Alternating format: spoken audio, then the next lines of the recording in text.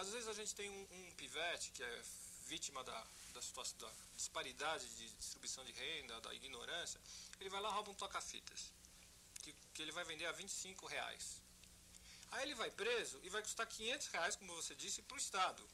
Não era mais fácil dar os R$500 para ele, pôr ele trabalhar em algum lugar? Quer dizer, o sistema judiciário não viu isso ainda. Quer dizer, o que falta para as pessoas acordarem? Olha, uma das coisas é o seguinte, nós temos nós conversávamos aqui antes de começar o programa, você falava uma coisa muito interessante.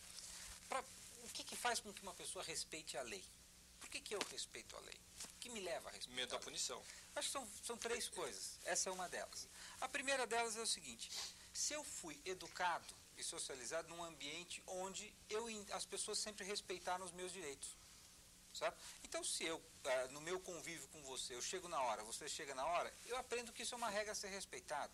Se eu vou à aula, o professor também vai. Se o professor dá tarefa e ele corrige, eu aprendo que eu tenho que fazer as coisas conforme as regras. A educação. Então, o respeito recíproco, a reciprocidade de respeito. Tá? Segundo, o medo da punição. Tá? E terceiro, quando você acha que aquilo é justo. Então, por que quando eu passo no sinal de trânsito, eu paro no vermelho? Ou porque eu tenho medo de ser multado, ou porque eu tenho interesse, ou seja, não quero que batam no meu carro, ou porque eu acho justo que eu tenha 1 minuto para passar e o outro lado também tem 1 minuto para passar. E na medida que eu sei que o outro respeita, eu também respeito.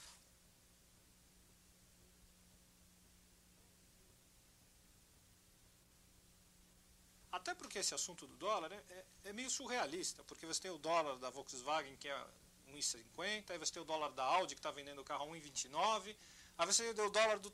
Quer dizer, é surrealista. E eu concordo plenamente que o país não para, quer dizer, a vida não é o dólar e não é o FMI, a vida é muito mais. Agora, qual é o poder sádico que o senhor acredita que está por trás disso? E parando o país, né? E gerando um estresse, porque as pessoas ficam aterrorizadas, né? O nível de estresse das pessoas está indo lá em cima, né? Poucas vezes, nas últimas décadas, eu vi o país tão depressivo, ansioso, estressado, como eu percebo hoje. As pessoas estão desesperançadas, porque não é só uma crise. Eu me lembro que eu dei uma entrevista para uma rádio, foi uma entrevista longa, né?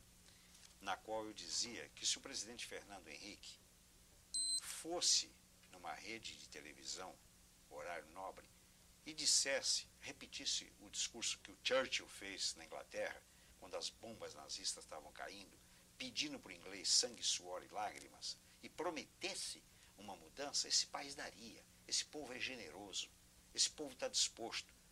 Povo que vai ficar gritando Corinthians, Corinthians, numa situação como essa, é um povo entusiasta, mas se precisa dar esperança.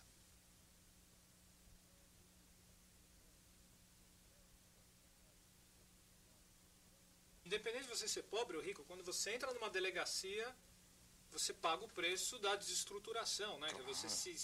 E é um momento muito importante que a pessoa precisa de apoio psicológico, ela precisa sentir segurança naquela estrutura, porque ninguém vai numa delegacia quando está tudo bem. Claro, evidente. E qual é a origem disso, doutor Siqueira? Como é que aconteceu de a gente chegar nessa situação? Olha, eu digo o seguinte, hoje a polícia funciona, em termos de delegacias de polícia, como funcionava nos anos 50. O crime evoluiu, a polícia não evoluiu. Então, para que você tenha uma ideia, se você chegar numa delegacia e precisar do apoio dos policiais que estão ali de plantão na delegacia, não há como fazê-lo. Por quê? Porque senão você teria que fechar a delegacia, colocar uma plaquinha lá fora, olha, volto já porque foi atender outra ocorrência. Você não tem estrutura, você trabalha com um delegado, um carcereiro, um escrivão e um investigador. 4 pessoas para dar atendimento.